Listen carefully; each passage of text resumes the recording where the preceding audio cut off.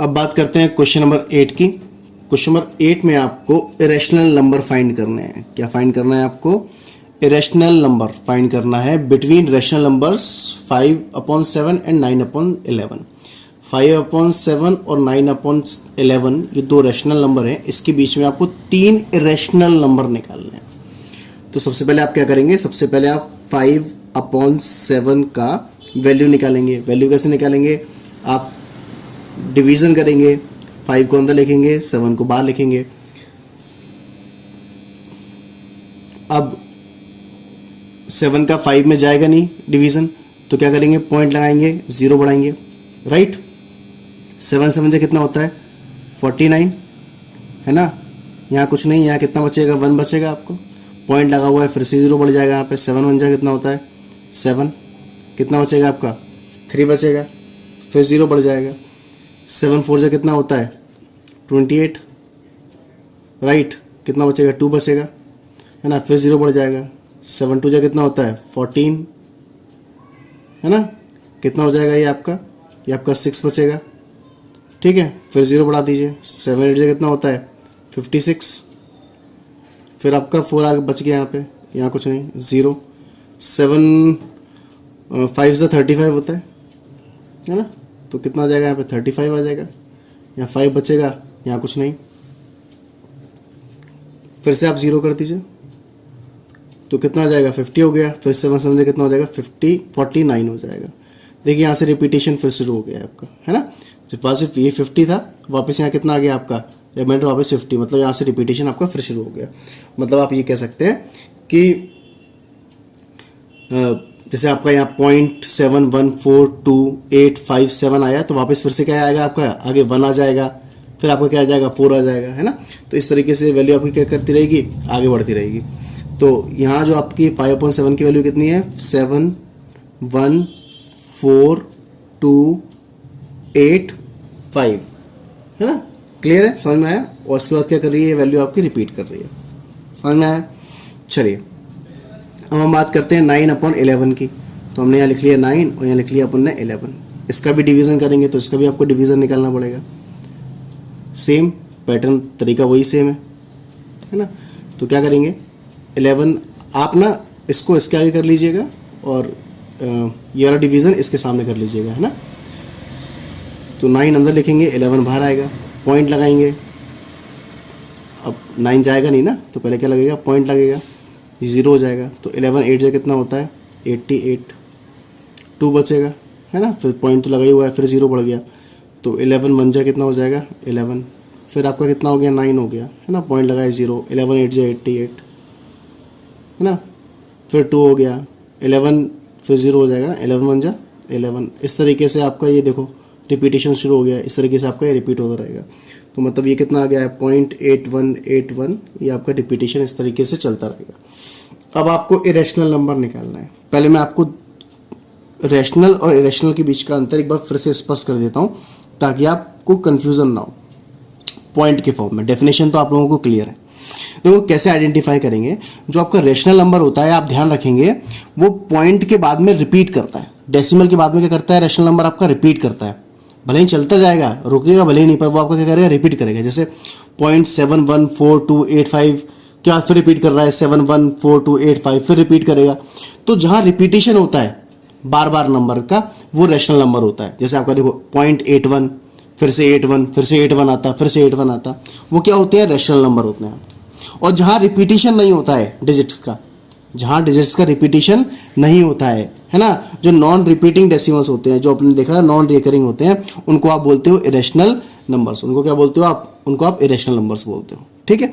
तो अब आप 0.714285 और 0.81 के बीच में आपको 3 रेशनल नंबर निकालने हैं। आप कोई से भी 3 नंबर लिख सकते हो, है ना।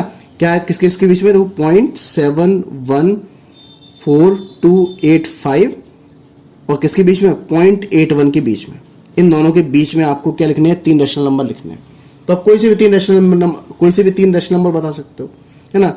आप कर लो 0.75, है ना, 0.7500, फिर 75000, इस तरीके से ये चलता जाएगा, है ना। किसके 0.714285 के और 8.8 दो इन दोनों के बीच में है कि नहीं वाला नंबर, है ना। तो एक नंबर ये हो गया। आप कोई से भी, आप भी अपने मन से बस इन दोनों के बीच में होना चाहिए, ठीक है। और कैसा होना चाहिए, रिपीट नहीं करना चाहिए डेसिमल के बाद, डिजिट्स क्या करनी चाहिए, रिपीट नहीं करना चाहिए। तो 0.75 के बाद क्या लिख लो, 0.760760007600, है ना, सिंपल। ऐसे थर्ड लिख लो, 0.77 कर लो, 0.77070770 हो गया। 3 भी निकाल सकते हो, 4 भी निकाल सकते हो, 5 भी निकाल सकते हो, जितने निकालने उतने निकाल लो। समझ में आ गया आपको, है ना, कि रैशनल और इरेशनल में क्या अंतर है, अगर कभी पॉइंट के फॉर्म में देखना हो तो, ठीक है। अब हम बढ़ते हैं क्वेश्चन नंबर 9 की तरफ। चलिए अब बात करते हैं क्वेश्चन नंबर 9 की। और क्वेश्चन नंबर 9 का फर्स्ट क्वेश्चन आपका है रूट में 23। इसमें आपको क्या बताना है, इसमें आपको ये बताना है कि दिए गए जो नंबर्स हैं वो रैशनल हैं कि इरेशनल हैं। तो हम पहले बात करते हैं रूट 23 ये रैशनल है कि इरेशनल है। कैसे आइडेंटिफाई करेंगे, दो तरीके हैं, या तो आप इसका रूट निकाल लो और देख लो कि पॉइंट के बाद जो उसका डेसिमल है, डेसिमल के बाद जो उसके नंबर्स हैं वो रिपीट कर रहे हैं या नहीं कर रहे हैं। या दूसरा तरीका आप ये भी आइडेंटिफाई कर सकते हो कि जैसे अगर रूट के अंदर जो डिजिट आपका अगर परफेक्ट स्क्वायर हो, है ना, अगर ये परफेक्ट आपका क्या हो, परफेक्ट स्क्वायर हो, तो आपका क्या होगा, इसका स्क्वायर रूट निकल आए तो आपका क्या होगा, रैशनल होगा। अगर परफेक्ट स्क्वायर नहीं होगा तो आपका क्या होगा, इरेशनल होगा। अगर रूट 23 की बात करो तो रूट 23 परफेक्ट स्क्वायर नहीं है ना, तो ये क्या होगा, root 23 is not a perfect square, है ना। इसलिए so root 23 is an irrational number. अच्छा, कुछ बच्चे ऐसे तो नहीं है जिनको पता ही नहीं है कि परफेक्ट स्क्वायर क्या होता है। चलो एक बार मैं आपको उसके लिए भी बता देता हूँ, है ना, ताकि आपको कंफ्यूजन ना हो। यहीं अगर अंडर रूट में 25 लिखा होता, यहीं अगर अंडर रूट में कितना लिखा होता, 25 लिखा होता, तो 25 का अंडर रूट क्या होता, देखो 25 का सीखते हैं 5 × 5, तो कितना होता, स्क्वायर रूट है इसलिए दो के पेयर में से किसी एक पेयर को बाहर निकालते हैं, कितना बचता 5। तो ये क्या है, परफेक्ट स्क्वायर है ना। 25 इज अ परफेक्ट स्क्वायर है जिसका स्क्वायर रूट कितना है, 5 है। इसको बोलते हैं परफेक्ट स्क्वायर रूट। समझ में आया। जैसे अगर आप मान लो लिख लेते 16, तो 16 का अंडर रूट कितना होगा, 4 होगा, तो 16 इज अ परफेक्ट स्क्वायर। समझ में आया। वहीं 23 का अगर आप करोगे तो कोई भी स्क्वायर रूट नहीं निकलेगा, इस तरीके से परफेक्ट नहीं निकलेगा, ठीक है, समझ में आया। चलिए तो अब हम बात करते हैं इसी क्वेश्चन नंबर 2 की। क्वेश्चन नंबर 2 देखें, 225 है ना। अगर 225 की बात करें तो 225 किसका स्क्वायर होता है, 225 15 का स्क्वायर होता है ना। अगर 225 का स्क्वायर रूट निकालोगे तो कितना आएगा, 15 आ जाएगा। तो क्या लिखेंगे आप यहाँ पे, under root 225 is a perfect square, है ना। So under root 225 is a rational number. Clear है, समझ में आया आपको, कितना इजी है। नेक्स्ट क्वेश्चन देखें, क्वेश्चन नंबर 3। क्वेश्चन नंबर 3 है आपको 0.3796। अब आपको बताना है कि 0.3796 ये आपका रैशनल है या इरेशनल है। बेटा सबसे पहली बात तो ये है कि यहाँ पर सिर्फ इतना ही है, 0.3796 ही है, ये नहीं है एक्चुअली। मैं दोबारा आपको बता देता हूँ, दोबारा लिख देता हूँ इस चीज़ को मैं, कि क्वेश्चन आपका 0.3796 बस इतना ही है, डॉट नहीं लगाया, मतलब ये आगे नहीं बढ़ रहा है। इसका मतलब ये परफेक्टली, इसका रिमाइंडर जब इसका डिवाइड हुआ होगा तो रिमाइंडर कितना होगा, 0 होगा। मतलब ये क्या है, ये टर्मिनेटिंग डेसिमल एक्सपांशन है ना।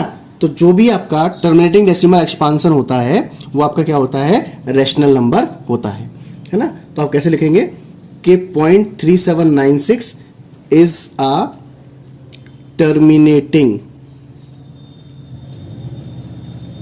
डेसिमल एक्सपांशन, है ना, terminating expansion. So it is a rational number. Clear है, समझ में आया, बहुत इजी है। क्वेश्चन नंबर 4 देखिए, इसी का फोर्थ पार्ट देखिए। फोर्थ पार्ट क्या बोलता है आपको, 7.478478 dot dot dot dot dot. मतलब हमने क्या देखा था कि डेसिमल के बाद अगर डिजिट्स रिपीट करेंगी तो वो रैशनल होगा, डिजिट्स रिपीट नहीं करेंगी तो वो इरेशनल होगा, है ना। और अगर चलता जाएगा तो, है ना। तो ये देखिए 47847 रिपीट कर रही हैं, तो इसका मतलब क्या, ये रैशनल नंबर है ना। तो ये क्या होगा, 7.478478 dot dot dot dot is non terminating repeating decimal. कैसा है, रिपीट हो रहा है, repeating decimal, repeating decimal expansion. So it is a rational number. Clear है, समझ में आया आप लोगों को। चलिए इसके फिफ्थ पार्ट के बारे में बात करते हैं, बहुत ईजी है। 1 पॉइंट आप देख के बता देंगे ना, 1.101 001 0001 0000001 डॉट डॉट डॉट डॉट। बताइए क्या है। देखो पॉइंट के बाद डिजिट रिपीट नहीं कर रही हैं, 10 फिर 100 100 1 5 बार 0, इस तरीके से आगे बढ़ रहा है ना। तो ये क्या होगा, लिख देंगे यहाँ पे, ये नॉन टर्मिनेटिंग है पहली बात तो, है ना। और साथ में क्या है, नॉन रिपीटिंग है, या आप इसको बोल सकते हो नॉन रिकरिंग भी बोल सकते हो, या नॉन रिपीटिंग भी बोल सकते हो। सो आप ये इसकी हेडिंग अपने आप लिख लेना, आप उसमें जो भी अंदर है। तो ये क्या है आपका, so it is an irrational number.